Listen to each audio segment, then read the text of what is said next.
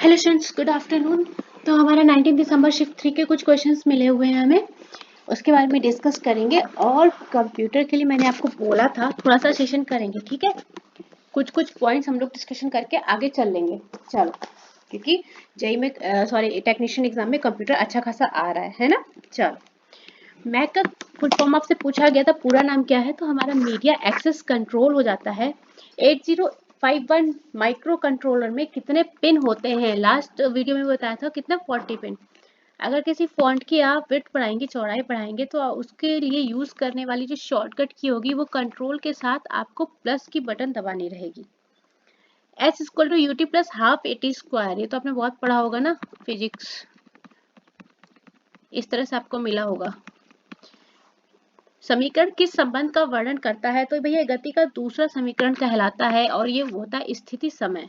Clear. सबसे ज्यादा उपयोग क्या किया जाता है? हमारा गूगल सर्च इंजन। लाइनक्स में बूट डायरेक्टरी का उपयोग किस लिए किया जाता है? तो ऑपरेटिंग सिस्टम को बूट करने के लिए जरूरी फाइल्स को यूज किया जाता है। चलो, अगर पीसी में वायरस आता है तो सबसे पहले क्या करना चाहिए? भाई सबसे पहले अगर मैं बात करूं तो आप डेटा स्टोर करेंगे कहीं पे, फिर आप डेटा डिलीट करेंगे, उसको रीसेट करेंगे, जरूरत पड़ी तो आप एंटीवायरस सॉफ्टवेयर भी अपलोड करेंगे, है ना। इस तरह से काम होगा। अब आपको यहाँ पे ऑप्शन में क्या मिला था, आप अपने अकॉर्डिंग अपना आंसर यहाँ से पिक कर लीजिएगा, ठीक है। भारत के संविधान का आर्टिकल 120 पूछा गया था, संसद में प्रयोग की जाने वाली भाषा से रिलेटेड है। एक आपका क्वेश्चन आया था पोटेंशियल डिफरेंस, जिसको आप बोलते हैं विभवांतर।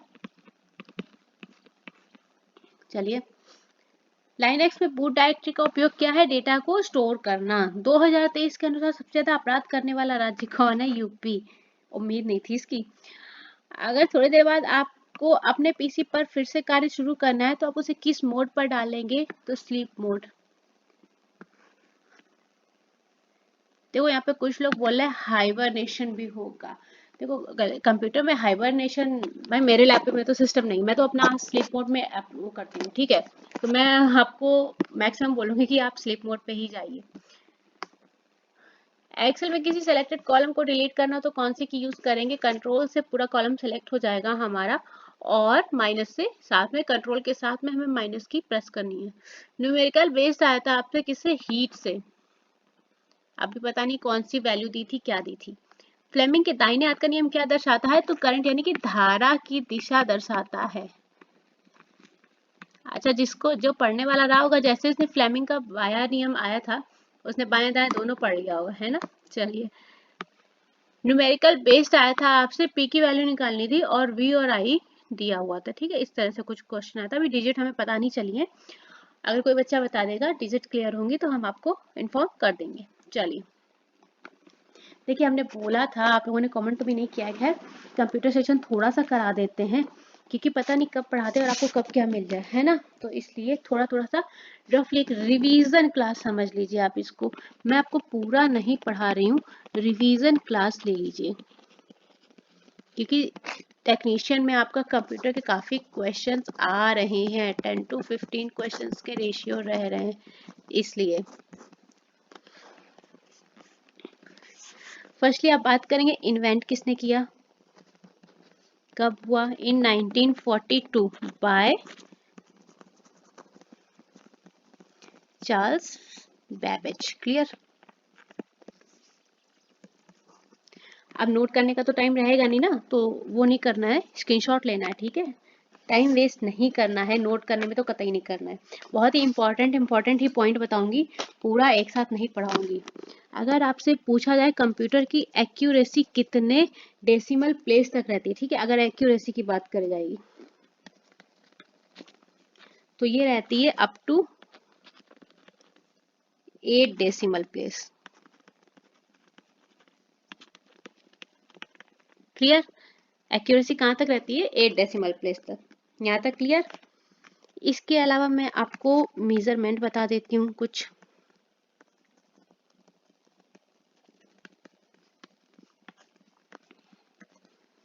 मेजरमेंट्स में आपका एक टेबल आ जाएगी, 1 बिट इज इक्वल टू क्या होता है हमारा? 1 digit. Clear. 1 byte is equal to क्या हो जाता है? 8 बिट।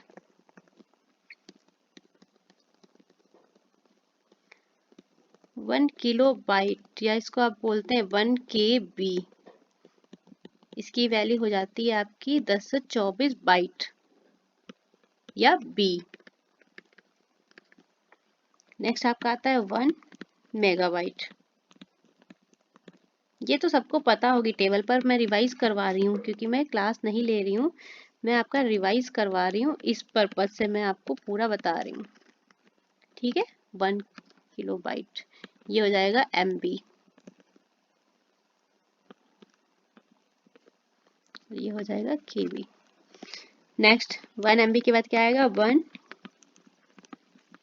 गीगाबाइट। देखो आता तो बहुत ज्यादा टेबल में, लेकिन हम थोड़ा थोड़ा सा बस देख रहे हैं, ठीक है, क्योंकि पूरा लेके बैठेंगे तो पूरा 1-2 दिन का काम है।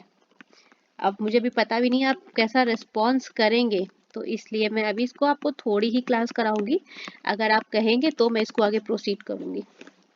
तो फिर लगा लेते, अगर आप बोलते ना तो लगा लेते भाई रात में क्लास, आपको भी मजा आ जाए, हमें भी मजा आ जाए क्लास कराने में, जब बच्चे हमारे अटेंडेंस देते हैं बढ़िया से।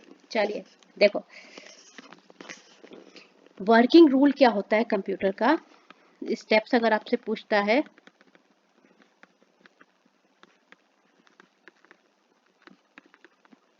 देखो मेरा सब्जेक्ट तो नहीं है कंप्यूटर, पर मैं एग्जाम को देखते हुए आपको अपनी तरफ से कोशिश कर रही हूँ कि जो मेन पॉइंट्स हैं वो मैं करवा दूँ। हम क्या करते हैं यहाँ पे, डेटा क्या करते हैं, जो हम उसमें देते हैं वो हमारा इनपुट कहलाता है। ठीक है, डेटा वो हमारा क्या हो जाता है, मैनिपुलेट होता है, तो उस चीज को क्या कहते हैं हम लोग, वो जो प्रोसेस होता है वो हमारा हो जाता है प्रोसेसिंग में। ठीक है, प्रोसेसिंग होता है डेटा। इसके बाद जो हमें मिलता है वो होता है आउटपुट, जो कंप्यूटर हमें प्रोसेस करके दिखाता है। तो ये जो आउटपुट होता है ये होता है एक मीनिंगफुल इंफॉर्मेशन, जो हमारे लिए क्या वर्क करता है, रिजल्ट। क्लियर? आई होप ये वाली स्लाइड आपके लिए काम के लिए ठीक रही हो, इतना आपको क्लियर हो गया हो। देखो मैं पहले भी बोल रही हूँ, मैं केवल आपको क्या करवा रही हूँ, रिवीजन करवा रही हूँ, ठीक है, ताकि आपको पुरानी चीजें जल्दी से जल्दी ब्रश अप हो जाए। क्लियर? चलो अब हम लोग बात करेंगे मेमोरी यूनिट की।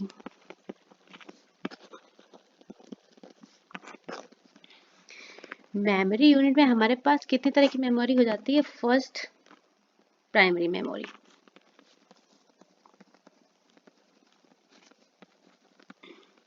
अच्छा, किसी को हिंदी और इंग्लिश में प्रॉब्लम तो नहीं हो रही ना?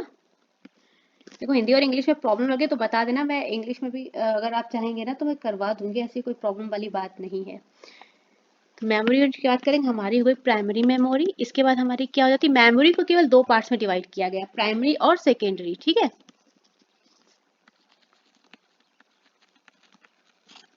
क्लियर? प्राइमरी मेमोरी को हम लोग क्या बोलते हैं, मेन मेमोरी। सेकेंडरी मेमोरी हमारी क्या कहलाती है, परमानेंट मेमोरी। जब आपसे क्वेश्चन बन जाए कि मेन मेमोरी कौन सी मेमोरी होती है, तो अब आपका आंसर क्या रहेगा, प्राइमरी मेमोरी। और परमानेंट मेमोरी अगर पूछ लेता है तो आपकी सेकेंडरी ऑप्शन में आ जाएगी। क्लियर? आगे बढ़े, चलो अब देखो, प्राइमरी मेमोरी को भी हम लोग डिस्क्राइब करते हैं, इसको भी हम लोग कितने पार्ट्स में बांटते हैं, 2 पार्ट्स में। एक चीज और है, जो प्राइमरी मेमोरी होती है ना, वो अगर हम अपना स्विच ऑफ कर देंगे लैपटॉप या सिस्टम, तो जो हम लोग वर्क कर रहे हैं ना, it losses it's memory, it's content. ठीक है, ये हमारा एक तरह का वॉलेटाइल होता है। ठीक, चलो अब देखो, प्राइमरी को डिवाइड किया गया है रैम और रोम।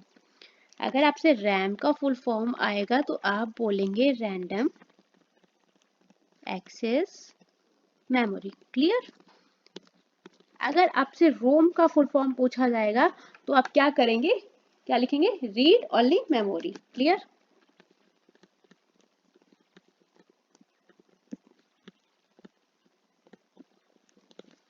यहां तक क्लियर अच्छे से? अब रैम को भी 2 पार्ट्स में डिवाइड कर दिया गया है। Firstly S RAM, secondly D RAM. S RAM का फुल फॉर्म हमारा क्या हो जाता है, स्टैटिक, और रैम का बता चुकी हूँ इसलिए फुल फॉर्म नहीं लिखूंगी, आपको ऐसे लिख दूंगी, आप देख लीजिएगा, ठीक है। और डी का क्या हो जाता है हमारा, डायनेमिक रैम। इतना क्लियर हुआ? वेल, बढ़िया, ठीक है। तो कहीं भी प्रॉब्लम लगे ना मुझे बता देना, मैं भी कोशिश कर रही हूँ कि आपका रिवाइज करा दूँ पुरानी चीजें, क्योंकि ज्यादा आ रहा है ना, अदरवाइज मुझे कोई नीड नहीं कंप्यूटर पढ़ाने की, बट ठीक है। अब हम रोम में जाएंगे, जब हम रोम को क्लासिफाइड करेंगे तो रोम हमारे 3 पार्ट्स में डिवाइड होगी। देखो यहाँ ला रही हूँ, ठीक है, थोड़ा सा जगह और स्टोरेज को देखते हुए। हमारा रोम क्या हो जाएगा, पहला हो जाएगा पी रोम, सेकेंडली हो जाएगा ईपी रोम, और थर्डली हो जाएगा हमारा ई पी रोम।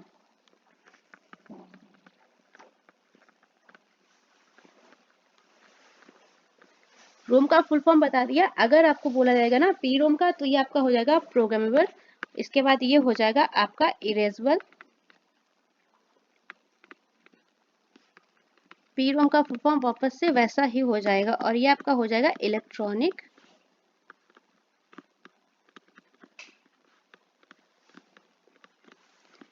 इतना। इससे आपका बन जाएगा 10 से 12 क्वेश्चन मुझे लग रहा है।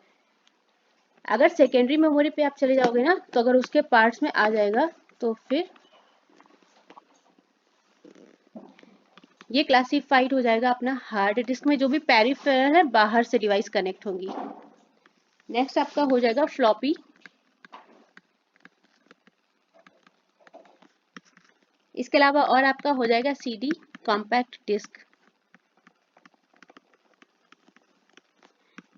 And another DVD. इतना आ जाएगा हमारा टोटल मेमोरी के अंदर। इतना कंटेंट मेरे हिसाब से मेमोरी में काफी है, इससे जो क्वेश्चंस बने वो आपके टोटल इतने हैं। आगे का कंटेंट आप जब बोलोगे तब मैं इसको आगे कैरी फॉरवर्ड करूंगी। तो हमारी 19 की सारी शिफ्ट कंप्लीट हो गई, फर्स्ट सेकेंड थर्ड तीनों शिफ्ट। 20 का शिफ्ट 1 में भी कुछ ही देर में अपलोड कर दूंगी आपको, तब तक के लिए साथ में बने रहिएगा।